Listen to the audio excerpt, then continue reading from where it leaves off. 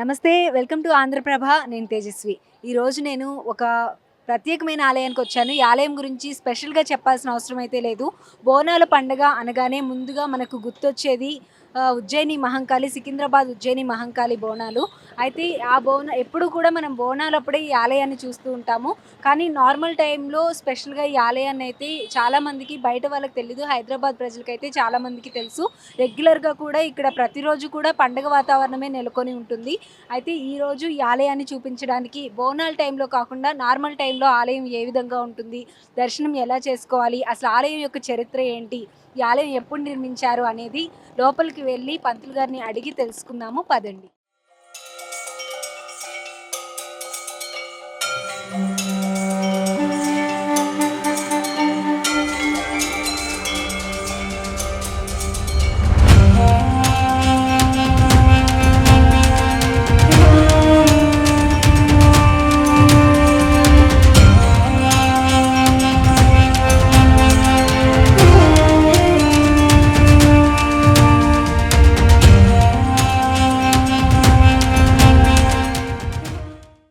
అమ్మవారి ఆలయం లోపలికి వచ్చేసాము. ఒకసారి మనం అమ్మవారిని చూడొచ్చు. ఇక్కడ మనకి ఉజ్జయిని మహంకాళి అమ్మవారితో పాటుగా మాణిక్యాల అమ్మవారు కూడా కొలువై ఉన్నారు. మనకి మెయిన్‌గా కనిపిస్తుంది సింహ వాహనం పైన ఆసీనురాలై ఉంది ఉజ్జయిని మహంకాళి అమ్మవారు. అమ్మవారికి కుడివైపున ఉన్నది మాణిక్యాల అమ్మవారు.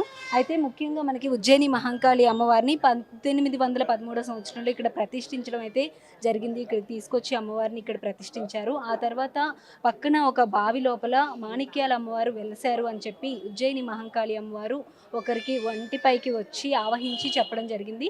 ఆ తర్వాత మాణిక్యాల అమ్మవారిని కూడా తీసుకొని వచ్చి అమ్మవారి పక్కనే ప్రతిష్ఠించి ఇద్దరికీ కూడా ప్రత్యేకమైన పూజలు అనేవి, ఇద్దరికీ సమానంగా పూజా కార్యక్రమాలు అనేవి చేయడం కూడా జరుగుతుంది. ప్రతిరోజు కూడా ఈ పూజా కార్యక్రమాలు అనేవి జరుగుతూనే ఉంటాయి. ప్రతిరోజు ఉదయం అభిషేకాలతో పాటుగా అన్ని కార్యక్రమాలు ఇద్దరికీ సమానంగా కూడా జరుగుతుంటాయి. అలాగే ఆ పక్కన చూస్తే కనుక మనకి ఉత్సవ విగ్రహాలు ఉన్నాయి. ఉత్సవ విగ్రహాలు వచ్చేటప్పటికి దసరా పండుగ రోజున ఈ ఉత్సవ విగ్రహాలని ఊరేగింపుగా తీసుకువెళ్ళి అక్కడ పూజా కార్యక్రమాలు అనేవి నిర్వహించి మళ్ళీ తీసుకొచ్చి ఇక్కడ పెట్టడం జరుగుతూ ఉంటుంది. అలాగే ప్రతి పౌర్ణమికి, అలాగే ప్రతి ప్రత్యేకమైన పండుగలకి కూడా పూజా కార్యక్రమాలు అనేవి ప్రత్యేకంగా కూడా జరుగుతుంటాయి. అలాగే హోమం కూడా ప్రతి పౌర్ణమికి అలా జరుగుతూ ఉంటాయంట. మనం చూసినట్లయితే అమ్మవారు సింహవాహనం పైన కూర్చొని ఒకవైపు చేతిలో ఖడ్గంతో, మరొక చేతిలో కుంకుమ భరణితో ఎంతో చక్కగా వచ్చే భక్తులందరినీ కూడా ఆశీర్వదిస్తూ ఉన్నారు. మనకి క్లియర్గా అర్థమవుతుంది ఆవిడ ఎంత బాగా భక్తుల్ని ఆశీర్వదిస్తున్నారు అనేది. ఇక్కడికి వస్తే అంతా కూడా చాలా సంతోషంగా ఉంటుంది. కోరిన ప్రతి కోరిక కూడా నెరవేరుతూ ఉంటుంది అని చెప్పి వచ్చిన ప్రతి భక్తులు కూడా చెప్తూ ఉన్నారు.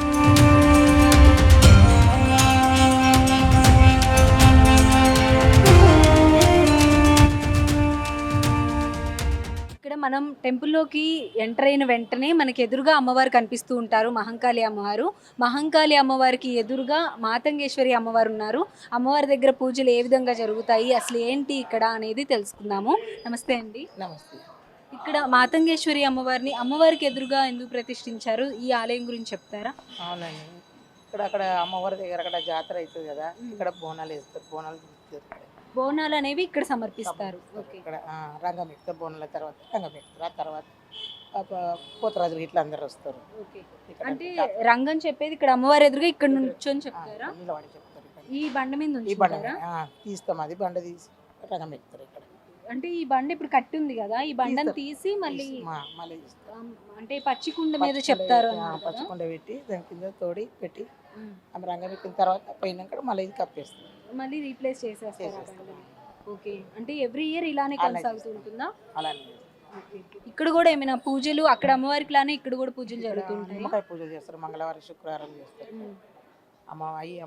అమ్మవారి శక్తులతోటి తొందరగా అవుతుందని రావుకాలం అప్పుడు మంగళవారం పూట చేస్తారు. ఇక్కడ శుక్రవారం పెట్టి చేస్తారు, పొద్దున్న వచ్చి సాయంకాలం చేస్తారు. మంగళవారం రావుకాలం అని అప్పుడు మధ్యాహ్నం పూట కూడా చేస్తారు. అలాగే ఇప్పుడు బోనాలు సమర్పించడం ఇక్కడ సమర్పిస్తారా, లేదంటే అమ్మవారి ఇక్కడనే చేస్తారు? చీరలు అటువంటివి పెట్టాలంటే అక్కడ పెడతారు, ఇక్కడ పెడతారు. ఇక్కడ అమ్మని ఇక్కడ మొక్కుకున్న వాళ్ళు ఇక్కడ పెడతారు, అక్కడ మొక్కుకున్న వాళ్ళు అక్కడ పెడతారు. ఆమెకు పెడతారు, ఈమె పెడతారు. ఒడి బియ్యాలు కూడా వస్తారు, అక్కడ ఒడి బియ్యాలు, ఇక్కడ ఒడి బియ్యాలు. అంతా పూజలు సేమ్, అమ్మకి ఈ అమ్మకి సేమ్. పెట్టడం ఏదైనా పెట్టాలన్నా, ఏమైనా సమర్పించాలన్నా అన్నీ అక్కడే ఇక్కడ చేస్తారు. అంటే అక్కడే ఒక్క దిక్కు ఏం కాదు, ఇక్కడ కూడా చేస్తాం, ఈ అమ్మ కూడా చేస్తాం.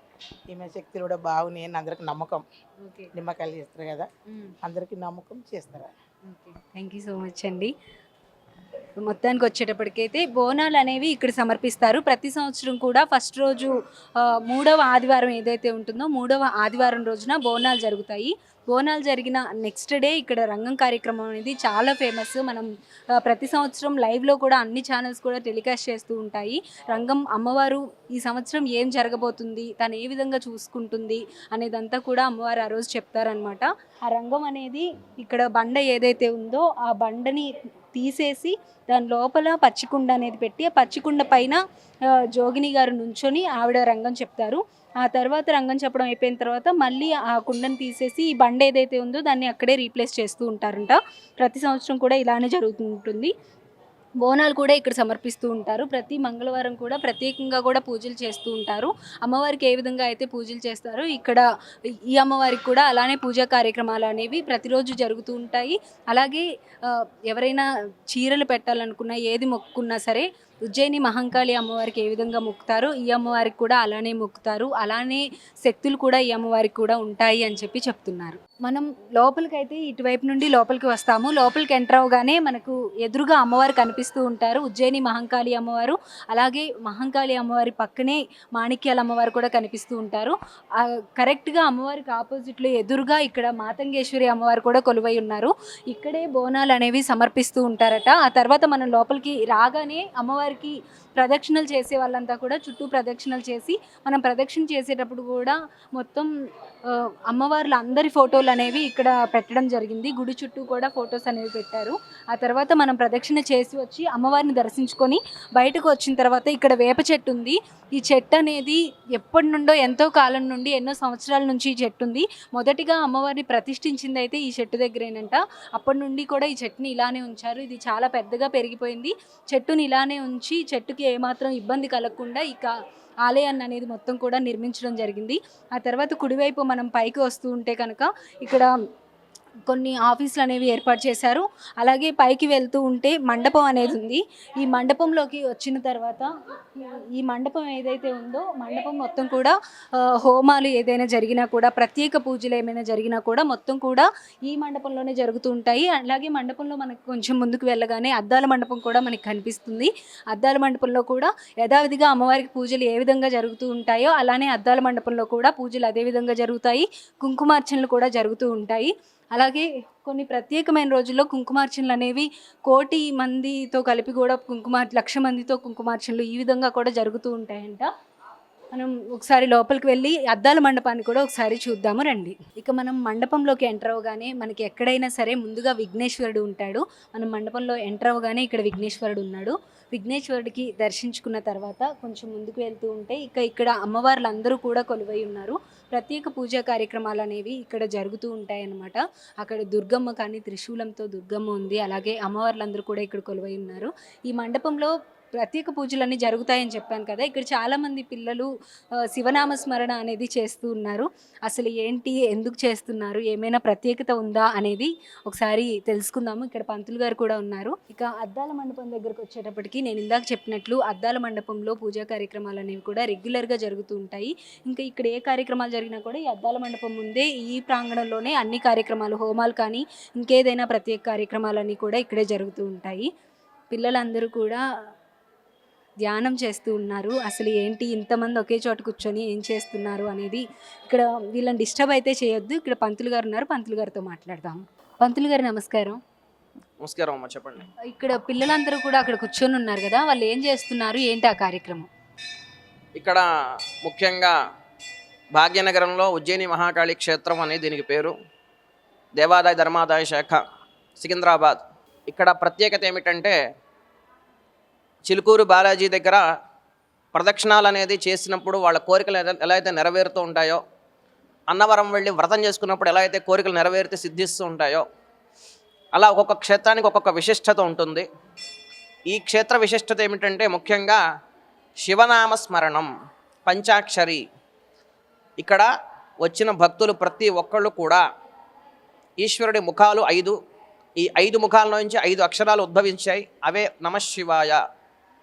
ఈ 5 అక్షరాలని ఎవరైతే స్మరణం చేస్తారో వాళ్ళకి సాక్షాత్తు పరమేశ్వరుడు మోక్షాన్ని ప్రసాదిస్తాడు అని ఒక ప్రమాణం. కాబట్టి ఇక్కడికి వచ్చినటువంటి ప్రతి ఒక్కరూ కూడా అమ్మవారికి ప్రాణనాథుడు కాబట్టి ఈశ్వరుడు అమ్మవారికి ఇప్పుడు కవచంలా ఉంటారు. కాబట్టి మహాకాళి శక్తిని అడ్డుకోవడం అనేది ఈ సృష్టిలో ఎవరి వలన అయ్యే పని కాదు, కేవలం ఈశ్వరుడి వలన మాత్రమే అది సాధ్యం. కాబట్టి అమ్మవారంతటా అమ్మవారి అనుగ్రహం పొందడానికి అమ్మవారి ప్రాణనాథుడైనటువంటి ఈశ్వరుని ఇక్కడ ఎవరైతే పంచాక్షరి రూపంలో స్మరణం చేస్తూ ఉంటారో వాళ్ళని అనుగ్రహిస్తానని అమ్మవారు మన పురాణ గాథల్లో చెప్పబడినటువంటి విషయం.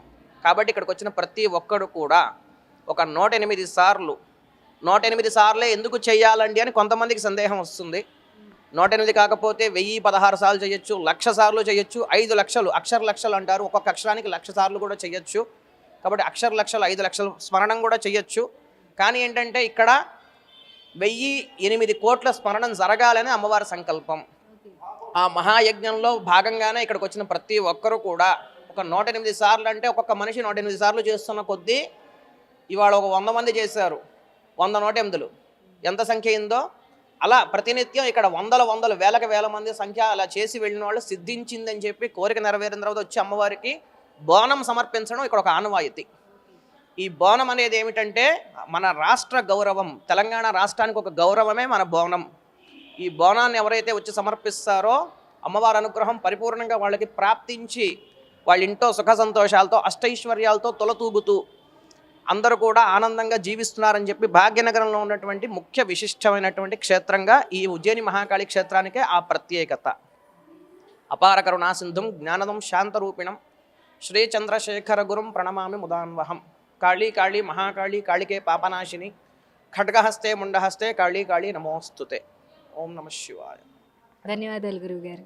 ఈ ఆలయంలో శివనామ స్మరణ చేస్తే ఓం నమ శివాయ అనే పంచాక్షరి మంత్రాన్ని జపిస్తే కోరిన కోరికలు అనేవి తప్పకుండా నెరవేరుతాయి అని చెప్పి మనకు పంతులు గారు చెప్పారు.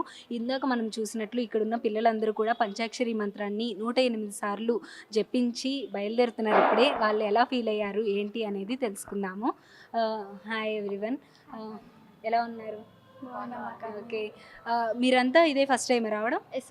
ఓకే, ఎక్కడి నుండి వచ్చారు? మేము కాలేజ్ నుంచి వచ్చాము. ఓకే, అంటే హైదరాబాదేనా? హైదరాబాద్. ఓకే, ఎవరు చెప్పారు ఇక్కడ ఇలా చేస్తే మంచిది అని చెప్పి? సడన్గా మేము వచ్చి దేవత దర్శనం చేసుకొని వెళ్తుంటే పూజారి పిలిచి ఇక్కడ మీరు చిలుకూరు బాలాజీ దగ్గర ఎలాగైతే చేస్తారో ఇక్కడ కూడా అలాగా 108 టైమ్స్ ఓం నమ శివాయ అంటే మీరు కోరుకున్న కోరికలన్నీ నెరవేరుతాయని చెప్పారు. ఓకే, ఇక్కడికి రావడం అయితే ఫస్ట్ టైమా మీరంతా కూడా? ఓకే, ఎలా ఫీల్ అవుతున్నారు? చాలా ఎగ్జైటింగ్. ఓకే, నువ్వు ఇట్రా, బాగా అంటే దిగా కనిపిస్తున్నావు. సో చెప్పు, ఎలా ఫీల్ అవుతున్నావు? చాలా ఎక్సైట్మెంట్గా ఉంది. మేము వచ్చిన రోజు ఇంక ఈ ఛానల్ వాళ్ళు రావడం ఇంకా చాలా హ్యాపీగా అనిపిస్తుంది. మాకు ఒక మెమొరబుల్గా క్రియేట్ అవుతుంది. ఓకే, అంటే ఇప్పుడే ఫస్ట్ టైం అన్నారు కదా మీరు అందరు రావడం, అంటే పేరెంట్స్ ఎప్పుడైనా తీసుకొచ్చారా? అందరు ఇదే ఫస్ట్ టైమా? ఎలా అనిపిస్తున్నాము అని చూస్తుంటే? అందరు రావడం ఇదే ఫస్ట్ టైం. పేరెంట్స్ తోటి కొంతమంది వచ్చినారు, అందరు రాలేదు. చాలా అంటే చాలా హ్యాపీగా ఉంది. అమ్మవారిని చూసినప్పుడు అయితే నిజంగా చూసినట్టు అనిపిస్తుంది. ఓకే, బ్లెస్సింగ్స్ వచ్చాయి అనుకున్నారా? వచ్చింది అనుకుంటున్నాం. ఓకే, ఈ పంచాక్షరి మంత్రం జపించిన తర్వాత ఎలా ఫీల్ అవుతున్నారు? అదొక తెలియని ఎగ్జైట్మెంట్, హ్యాపీనెస్ అనేది వస్తుంది అనమాట హార్ట్లో. బాగుంది చాలా. Okay, thank you so much everyone. మీరు అందరు కోరుకున్న కోరికలు అన్నీ మంచి కోరికలు కోరుకొని ఉంటారు, అవన్నీ నెరవేరాలని మేము కూడా మనస్ఫూర్తిగా కోరుకుంటున్నాం. Thank you so much.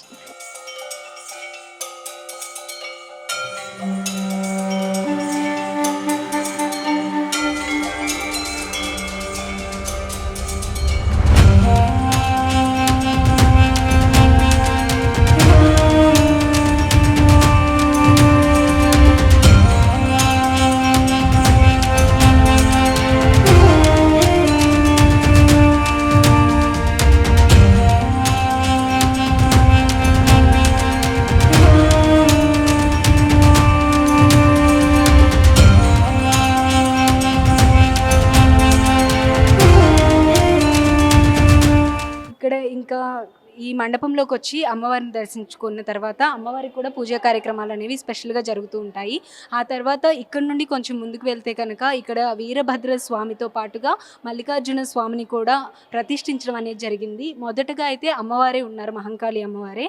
ఆ తర్వాత మహాకాళేశ్వరుని కూడా ఇక్కడ ప్రతిష్ఠించడం అనేది జరిగింది.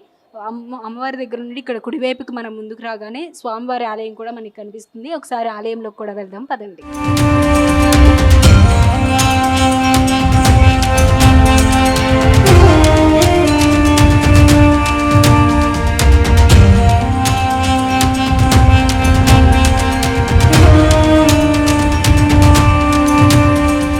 మహాకాళి ఉన్న తర్వాత మహాకాళేశ్వరుడు కూడా స్వామివారు తప్పకుండా ఉండాలి కదా. అదేవిధంగా ఇక్కడ కూడా అమ్మవారిని దర్శించుకున్న తర్వాత మనం కుడివైపుకి లోపలికి రాగానే ఇక్కడ వీరభద్ర స్వామి సహిత మహాకాళేశ్వరుడు కూడా మనకి దర్శనమిస్తున్నాడు. స్వామివారిని అమ్మవారిని దర్శించుకున్న తర్వాత అందరూ కూడా ఇక్కడికి వచ్చి స్వామివారిని కూడా దర్శించుకుంటారు. అలాగే ప్రతిరోజు కూడా స్వామివారికి అభిషేకాలు అనేవి తప్పకుండా జరుగుతూ ఉంటాయి. ప్రతిరోజు కూడా ఉదయాన్నే అభిషేక కార్యక్రమాలు అనేవి చేసిన తర్వాత ముఖ్యంగా కార్తీక మాసం వచ్చేటప్పటికి పరమేశ్వరుడికి ఎంత ముఖ్యమైన మాసమో మనందరికీ తెలిసిందే. ఇక ప్రత్యేక పూజలు అనేవి కార్తీక మాసం కూడా ప్రతిరోజు కూడా స్పెషల్గా కూడా జరుగుతూనే ఉంటాయి స్వామివారికి. మనం స్వామివారిని దర్శించుకొని కొంచెం ముందుకు వెళ్ళగానే కుడివైపున ఆవులు కూడా పెట్టారు. ఇక్కడ ఆలయంలో ఆవులు అనేది మనకి ఎంత ఇంపార్టెంటో, హిందూ ధర్మంలో ఆవుకి ఎంత ప్రత్యేకత ఉందనేది మనందరికీ తెలిసిన విషయమే. మనం కుడివైపు చూస్తే కనుక ఇక్కడ ఆవులన్నీ కూడా చాలా ఉన్నాయి. సకల దేవతలు మన ఆవుల్లోనే ఉంటాయి అని చెప్తూ ఉంటారు కదా. అదేవిధంగా గో పూజ అనేది ప్రతిరోజు కూడా ఇక్కడ చేస్తూ ఉంటారట.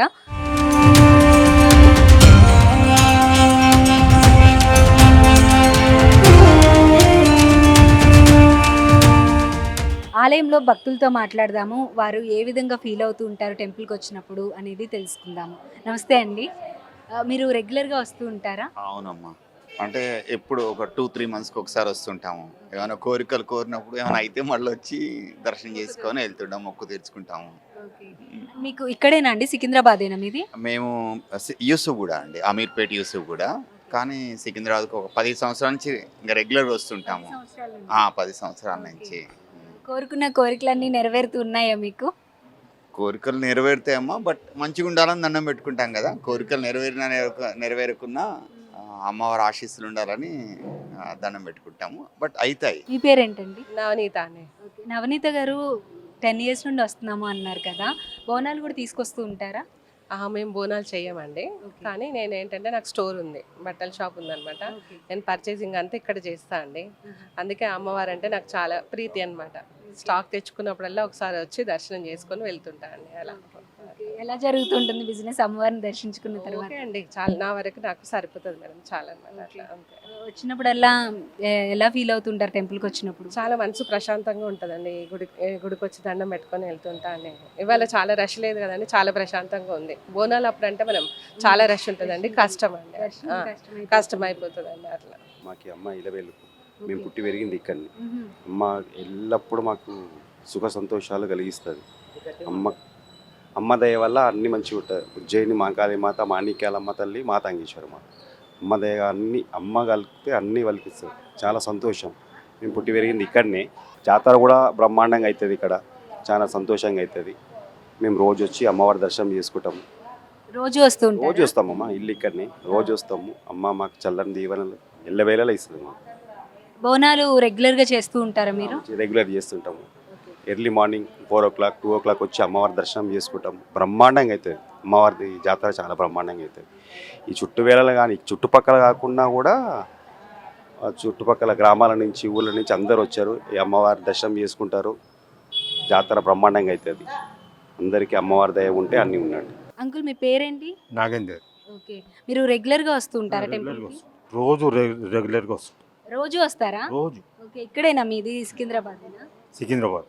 ఓకే, ఎలా ఫీల్ అవుతూ ఉంటారు ప్రతిరోజు అమ్మవారిని దర్శించుకుంటే? ఎలా అనిపిస్తూ ఉంటుంది? చాలా బాగుంటుంది, కోరికలు అన్నీ తెరుస్తుంది, మంచిగా ఉంటుంది, ఆరోగ్యంగా ఉంటుంది. ఓకే, అంటే మీరు ఇక్కడే ఉంటారు కదా, ఇంత పెద్ద ఆలయం ఇక్కడ ఉంది, ఎలా ఫీల్ అవుతూ ఉంటారు మీరు? చాలా బాగుంది. చిన్నప్పటి నుంచి ఇక్కడనే వస్తుంటాం, మా ఇల్లు కూడా దగ్గరనే. అమ్మవారు అన్ని కోరికలు నెరవేరుస్తారు. ప్రత్యేక పూజలు జరుగుతుంటాయి, బోనాలు జరుగుతుంటాయి కదా, మీరు మీ ఇంట్లో చేస్తూ ఉంటారా బోనాలు? బోనాలు కూడా తీస్తాం, చాలా గ్రాండ్గా చేస్తాం. నమస్తే అండి. నమస్తే అమ్మా. మీ పేరు? నా పేరు అమిత్ అమ్మ. ఓకే, రెగ్యులర్గా వస్తారండి టెంపుల్? అమ్మ రెగ్యులర్ ఉండాలా, ఎందుకంటే ఈ అమ్మ ద్వారానే మనకు ఇది అన్ని హ్యాపీగా ఉన్నారు, అంతా ఇది అవుతుంది. ఇంకా ఈ అమ్మకు ఒక తలుచుకున్న వారు ఎప్పుడు చెడిపోరు. అమ్మ ఎప్పుడైనా వాళ్ళ నీడ మన మీద ఉండాలా. అమ్మకు కన్నా అమ్మ ఏమే అతనికి ఇంకా చెప్పాలమ్మా, ఇంకా ఏం చెప్పాలా చెప్పండి. ఎలా ఫీల్ అవుతూ ఉంటారు మీరు రోజు ఆలయానికి వచ్చినప్పుడు? మీ ఫేస్లో ఆ భక్తిభావం అనేది కొట్టొచ్చినట్టు కనిపిస్తుంది. బోనాలు కూడా చేస్తారు కదా, బోనాలు ఏ విధంగా చేస్తారు ఏంటి దాని గురించి చెప్తారా? బోనాలు ఇది ట్రెడిషనల్ వన్, ఇది అందరూ మన ఇది సంస్కృతం అది మరి పద్ధతి ఇది ఇదంతా. బట్ బోనాలు పండుగ రోజున ఈ లొకాలిటీ మొత్తం కలకల అయిపోతుంది ఇదంతా. ఏంటంటే అమ్మవారు కింది నుంచి మీది నుంచి కింది దిగుతారు ఆ టైంలో. ఎట్లా అనిపిస్తుంది అంటే ఇక్కడ ఉన్నారు ఒక తీసుకొని చూస్తే ఈ టెంపుల్లా పీఠబలం ఉంది, ఈ అమ్మ ఇక్కడ ఉంది, స్టాప్ని ఉంది, కూర్చుంది ఇక్కడ. బస్ అంతే, ఇంకేం చెప్పలేను. ఎప్పుడు చూడండి మీరు ఇక్కడ నా ఎక్స్పీరియన్స్ అంటే ఎప్పుడైనా ఇక్కడ వచ్చి పోయిన తర్వాత నాకు ఎంత హ్యాపీ ఫీల్ అవుతుంది అంటే ఆమె నా ముంగట ఇట్లా నిలిచి ఉన్నది, ఆమె ఆశీర్వాదం నాకు ఇచ్చింది అన్నట్లు అనిపిస్తుంది అమ్మ. ప్రస్తుతం మనము అద్దాల మండపం దగ్గర ఉన్నాము. మనతో పాటు వేణుమాధవ శర్మ అయ్య గారు ఉన్నారు, ఆలయానికి పెద్దయ్య గారు అనమాట. ఆయన అడిగి ఆలయం యొక్క విశిష్టత ఏంటి, చరిత్ర ఏంటి, అసలు ఈ ఆలయం ఎప్పుడు నిర్మించారు అనేది తెలుసుకుందాము. నమస్కారం గురుగారు. గురుగారు, ఈ ఆలయం అసలు ఎప్పుడు నిర్మించారు, ఏ సంవత్సరంలో ప్రారంభమైంది?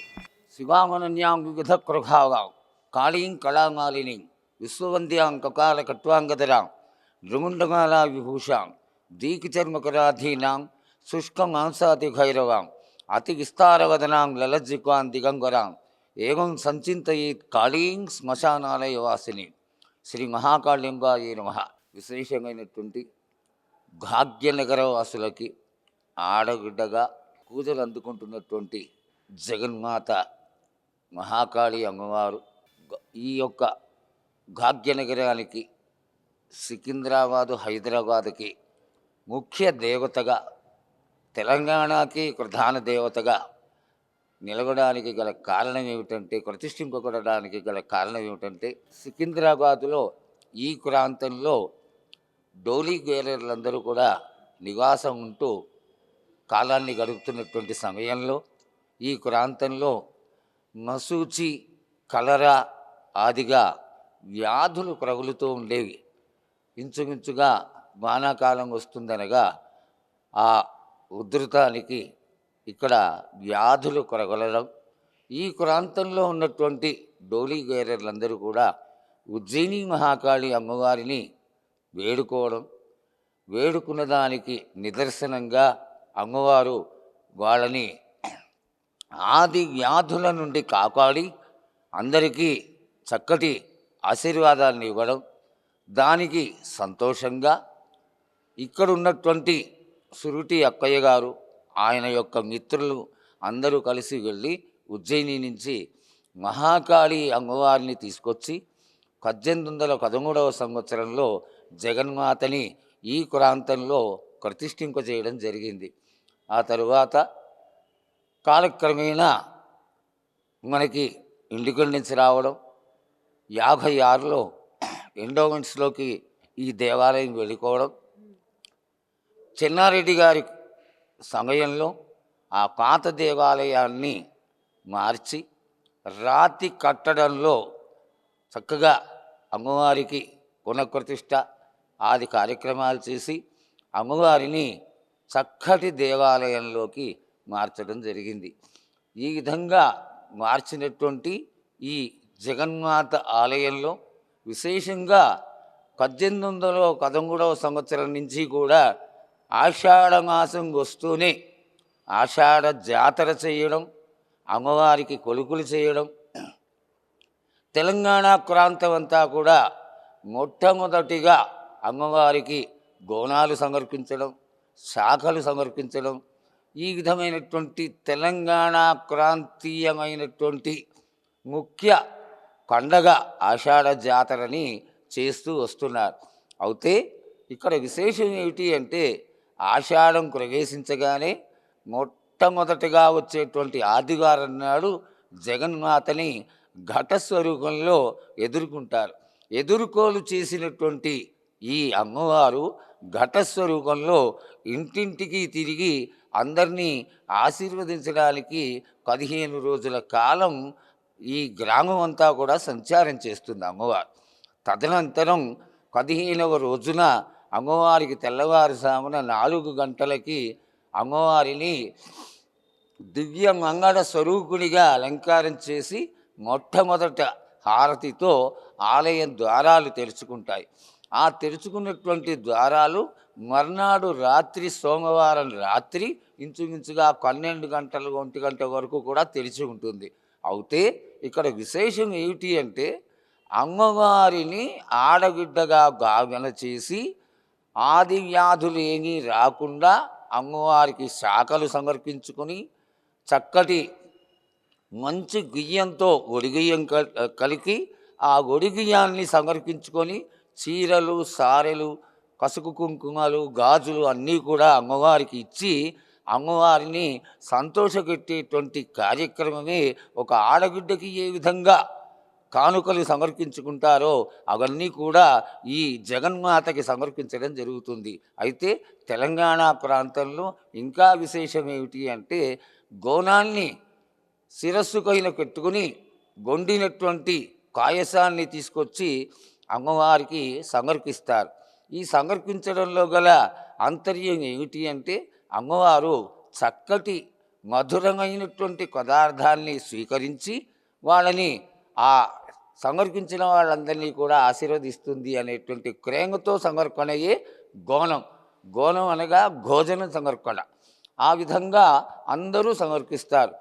ఆ రోజున ఆదివారం నాడు తెల్లవారుజామున గారులు కట్టి తలస్నానాలు చేసి కట్టుచీరలు కట్టుకొని ఆడవాళ్ళందరూ గోనాలు శాఖలు తీసుకొచ్చి అమ్మవారికి సమర్పిస్తారు. సాయంత్రం వేళ ఆ అమ్మవారికి ఆనందం కలిగేటువంటి కళారంగండ్లని మేడతాళాలతో తీసుకొచ్చి అమ్మవారి ఆలయం చుట్టూ తిక్కి కోతరాజుల విన్యాసంతో ఈ అమ్మవారిని ఆనందపరచడం అనేది ఈ తెలంగాణ సాంప్రదాయంలో తెలంగాణ ముఖ్య పండగ అయినటువంటి ఆషాఢ జాతర యొక్క విశేషం. అయ్యగారు, మనకి ఇప్పుడు ఉజ్జయిని మహంకాళి అమ్మవారితో పాటు మరొక అమ్మవారు కూడా ఉన్నారు కదా, ఆ చరిత్ర ఏంటో కూడా చెప్తారా?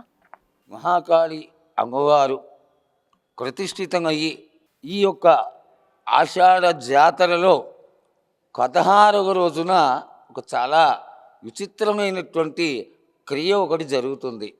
అమ్మవారికి ఎదురుకుండా కచ్చి కుండకాయల నిలబెట్టి జోగిని అనేటువంటి స్త్రీ సంవత్సరంలో జరిగినటువంటి కష్ట నష్టాలని ఎందుకు జరిగినాయని తెలియజేస్తూ వచ్చే సంవత్సరం మంచిగా ఉండాలి, బాగా ఉండాలి, ఈ విధమైనటువంటి పూజలు చేసుకోండి, ఆనందంగా ఉంటారు అనేటువంటి ఒక ఆశీర్వాదాన్ని అమ్మవారు అన్ని సంవత్సరాలుగా ఇక్కడ తెలియజేస్తూ ఉంటుంది. అయితే ప్రతిష్ఠితమైనటువంటి ఈ జగన్మాత స్వరూపం ముందర ఏ జోగిని అయితే ఆవహింపబడుతుందో ఆ జోగిని స్వరూపంలో ఉన్నటువంటి మహాకాళి అమ్మవారు నా ముందర కొడుగైకున ఉన్నటువంటి గాగిలో మాణిక్యాలమ్మ అనేటువంటి నేను ఇంకొక స్వరూపంతో ఉన్నాను, దాన్ని తీసి ప్రతిష్ఠింప చేయండి అన్నదానికి గుర్తుగా మహాకాళి అమ్మవారికి కుడివైపున మాణిక్యాలమ్మవారిని గాలిలో నుంచి తీసి ప్రతిష్ఠింప చేయడం జరిగింది. అయితే ప్రధాన దేవత అయినటువంటి మహాకాళి అమ్మవారికి సమానంగా ఈనాటికి మాణిక్యాలమ్మవారు కూడా పూజలు అందుకుంటూ దేదీప్యమానంగా భక్తజనులను ఆశీర్వదిస్తూ ఉంది. ఇప్పుడు మీరు చెప్పారు కదా, జోగిని ప్రతి సంవత్సరం ఒక ఆవిడే ఉంటున్నారు అని చెప్పి, ఆ పరంపర అనేది ఏ విధంగా వచ్చింది? ఈ జాతర చేయడంలో కొత్త 8 జాతుల వాళ్ళందరూ కలిసి, అలాగే కాకుండా మన తెలంగాణలో ఉన్నటువంటి జాతి మత కుల భేదం లేకుండా జరిగేటువంటి జాతరని ఈ ఆషాఢ జాతర. అయితే ఇక్కడ చాలా విశేషంగా ఒక్కొక్క కనికి గలి వేయడానికి ఒక జాతి వాళ్ళు, ఘటం తీయడానికి ఒక జాతి వాళ్ళు, అలా రకరకాలైనటువంటి వాళ్ళు ఆనందంగా అందరూ కలిసి 15 రోజులు కూడా ఈ అమ్మవారి జాతరలో పాల్గొని ఆనందంగా కొలుకులు చేసి అమ్మవారి ఆశీర్వాదం పొందుతూ ఉంటారు. ఇక్కడ విశేషం ఏమిటి అంటే ఇక్కడ అమ్మవారి ఎదురుకుండా జరిగేటువంటి ఈ రంగం కార్యక్రమంలో జోగిని స్త్రీ మాత్రమే కచ్చికుండకైన నిలబడి ఈ యొక్క భవిష్యత్తుని తెలియచేస్తుంది. ఎందుకు అంటే ఈ జోగిని అనేటువంటి స్త్రీలు దేవతకి అంకితమై వారి యొక్క జీవితాన్ని సాఫల్యం చేసుకుని అందరికీ మంచి చేయడం కోసం ఈ జోగిని వ్యవస్థలోనే ఉన్నటువంటి ఒక గొప్ప క్రియ.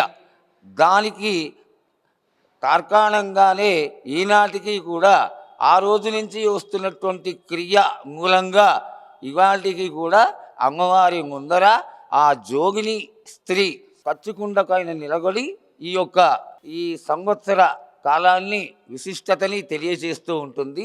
ఇది పరంపరగా 7-8 తరాలుగా ఇలా కొనసాగుతూనే ఉన్నది.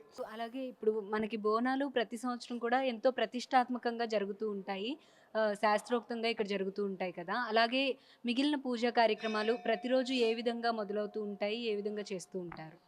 తెల్లవారుజామున 5:30కి అమ్మవారికి మంగళ వాయిద్యాలతో ఆలయాన్ని తెరవడం, తెరిచిన తదనంతరం శ్రీచక్ర స్వరూపిణి అయినటువంటి మహాకాళి అమ్మవారికి పాదాభిషేకం జరగడం, బాలభోగాన్ని సమర్పించడం, ఆ తరువాత భక్తజనులను ఉద్దేశించి మహామంగళహారతి 6 గంటలకి సమర్పించడం, అక్కడ నుంచి భక్తజనుల కోరిక మేరకు నిత్యార్చనలు, అమ్మవారికి ఖడ్గమాల పారాయణలు, అష్టోత్తర పూజలు, సహస్రనామ పూజలు.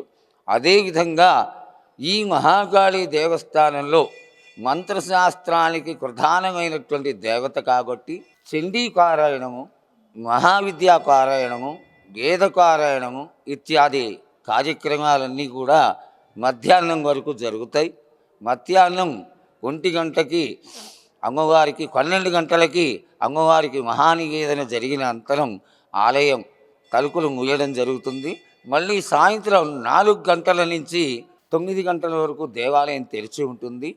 ఆ సమయంలో 5:30 నుంచి 6:30 వరకు అమ్మవారికి ప్రదోషకాల పూజ, మంగళహారతులు ఇవ్వడం, ఆ తదనంతరం 9 గంటలకి మళ్ళీ అర్చన చేసి ఆలయ సాంప్రదాయాలతో అమ్మవారి యొక్క ఆలయ తలుపులు మూసివేయడం జరుగుతుంది.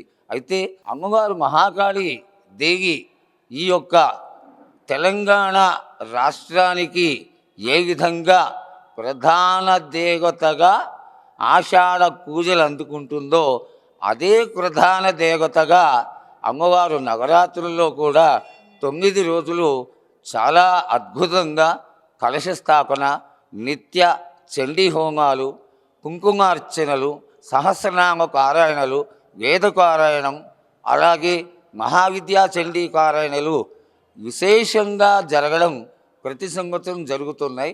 అలాగే మాఘమాసంలో అమ్మవారికి వసంత పంచమి నుంచి పౌర్ణమి వరకు కూడా ఆడవాళ్ళందరి చేత కోటి కుంకుమార్చన చేయించడం ఈ యొక్క ఆలయంలో విశిష్టత. 100 వేలుగా ఆడవాళ్ళందరూ వచ్చి వాళ్ళంతరుగాలుగా కూర్చుని అమ్మవారికి కుంకుమార్చన చేసి అమ్మవారి ఆశీర్వాదాన్ని పొందుతూ ఉంటారు. గురుగారు, అలాగే అమ్మవారి ఆలయంతో పాటు మనం కొంచెం ముందుకు రాగానే పరమేశ్వరుడి ఆలయం కూడా ఉంది కదా. ఆ ఆలయం ఎప్పుడు ప్రతిష్ఠించారు? ఆలయం గురించి కూడా చెప్తారా? అమ్మవారు జగన్మాత మహాకాళి అమ్మవారుగా విలసిల్లుతున్నటువంటి ఈ యొక్క నేపథ్యంలో అమ్మవారి ఆలయానికి జగద్గురువులైనటువంటి పుష్పగిరి శ్రీచరణులు శ్రీ శ్రీ శ్రీ విద్యా నృసింహ భారతీ స్వామి వారిని ఆలయానికి ఆహ్వానించడం జరిగింది ఒక 25 సంవత్సరాల క్రిందట. వారు ఆలయానికి వచ్చి ఆలయం యొక్క పునఃప్రతిష్ఠాది కార్యక్రమాలన్నీ చెన్నారెడ్డి గారి పీరియడ్లో వారి ఆధ్వర్యంలోనే జరిగినాయి. ఆనాడు బిజుమండ్ల సూర్యనారాయణ సిద్ధాంతి గారు, ఎల్లంగొట్ల రామకృష్ణ గారు, అలాగే వెంకటేశ్వర్లు గారు, దర్జీగుడి వెంకటేశ్వర్లు గారు అంటారు ఆయన్ని, ఆయన పెద్దలందరూ కలిసి అమ్మవారికి చెన్నారెడ్డి గారి పీరియడ్లో కుంభాభిషేకం చేయడం, ఆ చేస్తున్నటువంటి సమయంలో కేవలం ఈ కార్యక్రమం అంతా కూడా జగద్గురువుల యొక్క పుష్పగిరి పీఠాధిపతుల యొక్క ఆశీర్వాదంతో ఆశీర్వచనంతో చాలా చక్కగా అన్ని క్రియలు జరగడం జరిగింది. ఆనాటి నుంచి కూడా ఆలయంలో చక్కటి విశేషాలు ఏమన్నా జరిగితే ఖచ్చితంగా పుష్కగిరి పీఠాధిపతుల యొక్క అనుజ్ఞ తీసుకోవడం, ఆజ్ఞని తీసుకోవడం జరుగుతోంది. అలాగే పుష్కగిరి వారిని ఆహ్వానించినప్పుడు వారు చాలా సంతోషంగా అమ్మవారిని అయితే కూర్చోబెట్టారు. మహాకాళేశ్వరుడి యొక్క ఆలయం కూడా ఇక్కడ కట్టి ప్రతిష్ఠింప చేస్తే మహాకాళేశ్వర సహిత మహాకాళిగా ఈ అమ్మవారు ఇంకా ఉన్నతి చెంది అందరికీ మంచి జరుగుతుంది అని వారు ఆజ్ఞాపించడం, ఆ ఆజ్ఞానుసారంగా ఆనాడు ఉన్నటువంటి ఎగ్జిక్యూటివ్ ఆఫీసర్లందరూ కలిసి అమ్మవారికి మహాకాళేశ్వర స్వామి యొక్క ఆలయ నిర్మాణం చేసి అందులో స్వామివారిని ప్రతిష్ఠింప చేసి అక్కడ కూడా యథావిధిగా నిత్యము అభిషేకాదులు అర్చనలు, నిత్యమైనటువంటి కార్తీక మాసం వచ్చిందంటే అభిషేకాదులు, ఆఖరి రోజున హోమాలు చేస్తూ ఆ అమ్మవారితో సమానంగా పూజలు అందుకుంటున్నటువంటి దేవతామూర్తియే మహాకాళేశ్వర స్వామి. ధన్యవాదాలు గురువుగారు. అలాగే ముఖ్యంగా భక్తుల రద్దీ ఎక్కువ శుక్రవారం, మంగళవారం, ఆదివారం ఈ రోజుల్లో ఎక్కువ ఉంటుంది కదా. ఆ రోజు ఎక్కువ రద్దీ ఉన్నప్పుడు ఆలయాన్ని కంప్లీట్గా ఓపెన్ చేసి ఉంచుతారా? ఏ విధంగా ఉంటుంది? ప్రతి దేవాలయానికి కూడా ఒక నిర్ణయం ఉంటుందమ్మా. ఆ నిర్ణయ ప్రకారంగా ఎట్టి పరిస్థితుల్లో మధ్యాహ్నం కొంత సమయాన్ని విశ్రమ సమయంగా నిర్ణయించి దాన్ని కనీసం 1 గంట నుంచి 4 గంటల వరకు ఆలయం మూసివేయడం జరుగుతుంది.